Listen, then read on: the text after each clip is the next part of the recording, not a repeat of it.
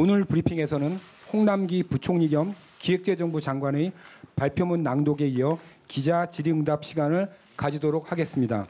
그럼 홍남기 부총리 겸 기획재정부 장관의 발표문 낭독이 있겠습니다.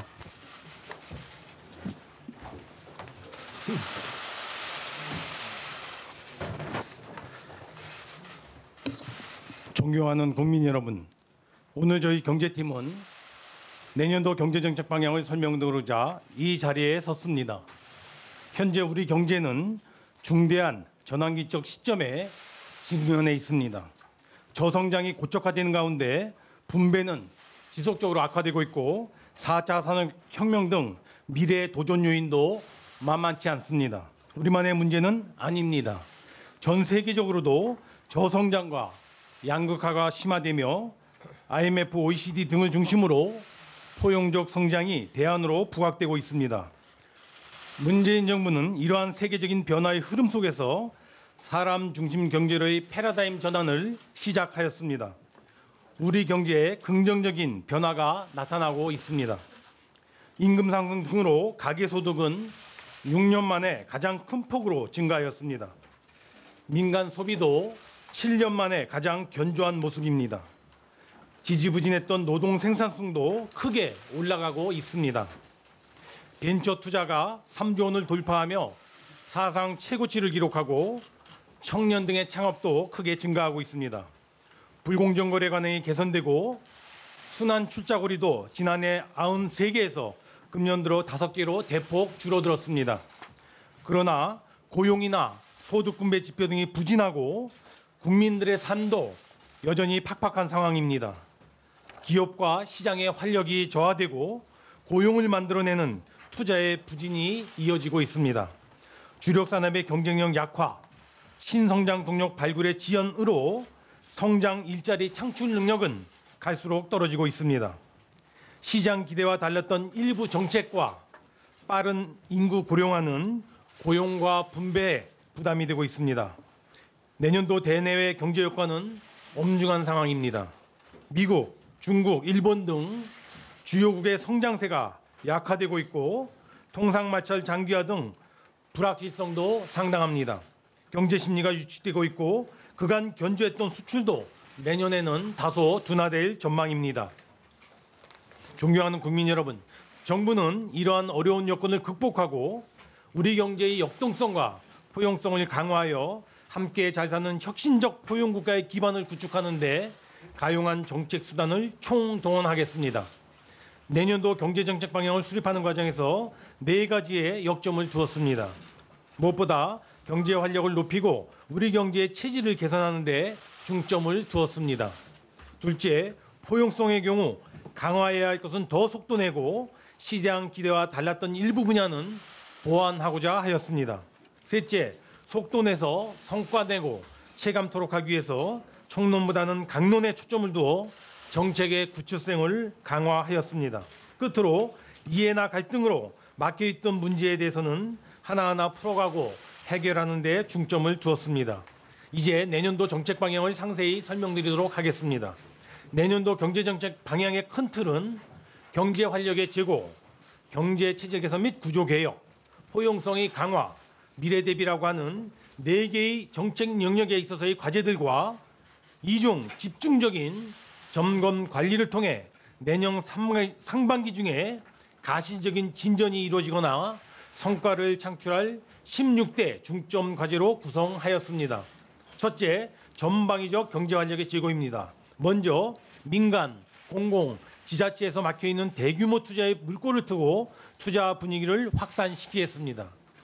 글로벌 비즈니스센터 등 6조 원 이상의 민간 투자 프로젝트가 조기에 착공될 수 있도록 지원하겠습니다. 6조 4천억 원 규모의 민투 사업이 투자 회복의 마중물이 되도록 대상을 넓히고 신속한 착공을 지원하겠습니다. 광역권 인프라 등 지역 대표 사업을 중심으로 예비 타당성 면제 대상을 내년 1, 4분기까지 확정하겠습니다. 착공 시점은 최대한 앞당기도록 하겠습니다. 지역 밀착형 생활 SOC 등 내년 예산은 역대 최고 수준인 61% 이상을 상반기 중 조기 집행하고 공공기관 투자도 올해보다 9조 5천억 늘리겠습니다. 투자를 가로막는 규제는 신속하고 과감하게 해결하겠습니다. 공유 숙박, 보건 서비스 등 사회적 파급 효과가 큰 핵심 규제는 이해 관계자 상생 방안을 마련하고 작지만 개인에게는 절벽으로 다가오는 소규제에 대해서는 투자 캐러반 등 현장 소통을 통해서 그 애로를 발빠르게 해소해 나가겠습니다. 창업은 경제활력 제고의 중요한 축입니다. 초기 창업 단계 지원에서 나아가 성장과 회수 단계의 생태계를 중점적으로 보강하여 제2의 벤처붐을 조성하겠습니다. 창업기업이 부동산의 권리, 동산, 지재권 등을 묶어서 담보로 활용할 수 있는 일괄 담보제를 신규로 도입하고 회수시장 활성화를 위하여 기술혁신형 중소기업 M&A에 대한 법인세 감면을 금년 말에서 21년 말까지 연장 지원하겠습니다. 소비 등 내수를 활성화하고 수출 경쟁력을 높이기 위한 대책도 마련하였습니다. 승용차 개별 소비세 인하를 내년 6월 말까지 6개월 연장하고 노후 경유차의 조기 폐차 지원도 현재 11만 6천 대에서 15만 대로 확대하겠습니다. 관광 분야는 자영업자를 지원하는 동시에 일자리도 늘릴 수 있는 보물창고입니다. 이에 한국을 대표하는 K-팝 페스티벌을 연 2회 개최하고 시내 면세점을 추가 개설하는 등 외국인 관광객 유치를 포함한 국내 관광 활성화 대책을 각별히 강구하겠습니다. 수출은 내년에 어려움이 예상되는 만큼 수출금융 지원을 12조 원 확대하여 총 217조 원이 공급되도록 하고 플랜트, 건설, 스마트 시티 수출에 대한 6조 원 규모의 금융 지원 프로그램도 마련하겠습니다. 둘째, 경제체제 개선 및 구조개혁입니다. 먼저 기존 주력 산업, 신산업, 서비스 산업 등 3대 산업 영역에 대한 지원을 획기적으로 늘려나가겠습니다. 금년 말까지 제조업 혁신 전략을 발표하고 특히 자동차, 조선, 디스플레이, 석유화학 등 4개의 산업 분야에 대해서는 우선적으로 지원하며 육성해 나가겠습니다. 8대 선도 신사업 중 스마트 팩토리와 스마트 3단, 미래차, 핀테크, 바이오헬스 등 4대 신산업에 대해서는 내년에 현장에서 가시적인 진전과 성과가 나타날 수 있도록 중점 지원하겠습니다. 또 부가가치와 일자리 창출의 보고인 유망 서비스 산업은 획기적으로 육선 대책을 마련해 나가겠습니다. 특히 관광, 보건, 물류, 게임 콘텐츠 등 4대 분야를 중점적으로 활성화해 나가도록 하겠습니다.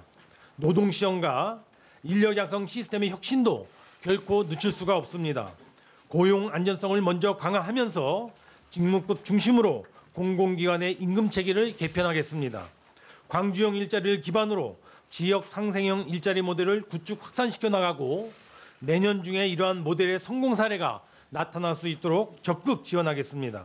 내년에는 이노베이션 아카데미를 신설하고 기업 주도의 직업훈련을 도입하는 것 등을 통해서 4차 산업혁명을 선도할 혁신 인재 양성에 박차를 가하겠습니다.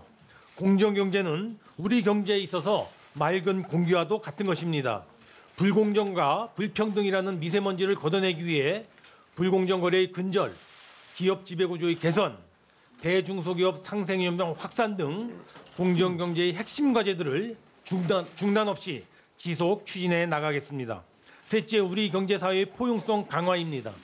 포용성의 경우 사회안전명 강화 등은 더 속도를 내고 시장 기대와 달랐던 일부 정책은 보완해 나가겠습니다. 아동수당 대상은 만 7세 미만 취약전 아동으로 확대하고 기초연금은 소득 하위 20% 어르신께 내년 4월부터 25만 원에서 30만 원으로 인상 지원하겠습니다. 사회안전망을 보다 두텁고 촘촘하게 하기 위해 한국형 실업부조가 2020년 본격 실행될 수 있도록 그 기반을 구축해 나가겠습니다.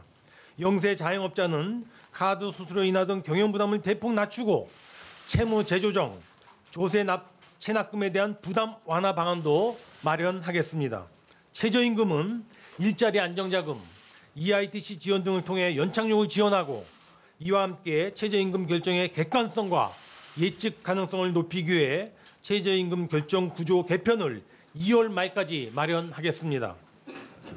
2020년 최저임금은 개편된 결정 구조화에서 시장의 수용성, 기업주의 지불 능력, 경제적 파급 역량 등을 종합적으로 고려하여 결정되도록 최대한 노력하겠습니다. 근로시간 단축과 관련해서는 그 기조는 유지하되 현재 논의가 진행 중인 탄력 근로제 단위기간 확대가 늦어도 내년 2월까지는 마무리되도록 노력하겠습니다. 그리고 이때까지 현재 적용 중인 계도기간을 추가 연장하는 것도 검토하겠습니다. 마지막으로 미래 대비 투자 및 준비입니다. 우리 다음 세대를 위한 준비, 미래를 위한 대비 등은 지금 우리가 해야 될 과제입니다. 먼저 4차 산업혁명의 주역이 될 핵심 기술이 확실히 확보될 수 있도록 이에 대한 R&D 투자를 대폭 확대 지원하겠습니다. 5G, AI, 데이터 등 R&D를 통해 확보된 첨단 기술이 산업 분야에 접목 융합될 수 있도록 융합 생태계의 구축에도 더 속도를 내겠습니다. 내년 중 국토, 교통 등 분야별 빅데이터 플랫폼을 구축하고 수소 기반 시범 도시를 세계에 조성하는 것이 그 대표적인 예가 될 것입니다. 저출산 고령화 대응은 이제까지 출산 장려 중심에서 삶의 질 개선으로 패러다임을 전환하고 기존 대책도 실효성 있는 정책을 중심으로 재구조하여 강력히 추진하겠습니다. 이를 위해 1세 미만 아동의 의료비를 제로화하고 국공립 어린이집 등의 이용비율 목표를 조기에 달성하도록 하겠습니다. 지금까지 4개 영역의 주요 정책 과제들을 설명드렸습니다만 특히 정부 역량을 보다 집중해 내년 상반기 중 가시적인 진전이나 성과를 창출할 16대 중점 과제를 선정하여 속도감 있게 추진해 나가고자 합니다. 먼저 기업 투자, 민자 투자, 공공 투자, 재정 프로젝트 등 4개의 빅 프로젝트와 공유 숙박, 보건 의료 서비스, 상생형 지역 일자리, 혁신형 고용 안정 모델 구축 등 4대 빅딜 과제, 그리고 기존의 주력 산업, 신산업, 창업, 서비스 산업 등 4대 산업 영역에서의 산업 혁신, 그리고 서민 자영업자에 대한 지원 등 3개의 안전망 강화 조치와 최저임금 정책 보완으로 구성된 4개의 포용성 강화 과제에 대해서는 집중 점검하고 각별히 관리해 나가도록 하겠습니다. 존경하는 국민 여러분, 정부는 내년도 성장률을 금년과 유사한 2.6 내지 2.7%로 그리고 신규 취업자 증가는 금년보다 5만 명 늘어난 15만 명 수준으로 목표 삼았습니다. 경제 상황이 적어도 금년 수준 이상으로 개선될 수 있도록 최선의 노력을 다하겠습니다. 이와 함께 우리 모두가 함께 잘 사는 혁신적 포용국가를 구현하는 데 진력해 나가도록 하겠습니다. 경제팀 모두가 시장과 기업의 의견을 귀하게 경청하고 현장과의 소통 노력도 그 어느 때보다 강화하겠습니다. 정부부터 할 수 있는 모든 노력을 다하겠습니다. 하지만 정부의 노력만으로는 부족합니다. 가계와 기업, 국회와 언론, 노동계 등 모든 경제 주체가 힘을 모아야 합니다. 사회적 대화와 소통, 타협과 양보를 통해 윈윈할 수 있는 상생의 길을 열고 우리 경제를 한 단계 더 도약시키는 데 모두가 동참해 주실 것을 간곡히 부탁드립니다. 감사합니다.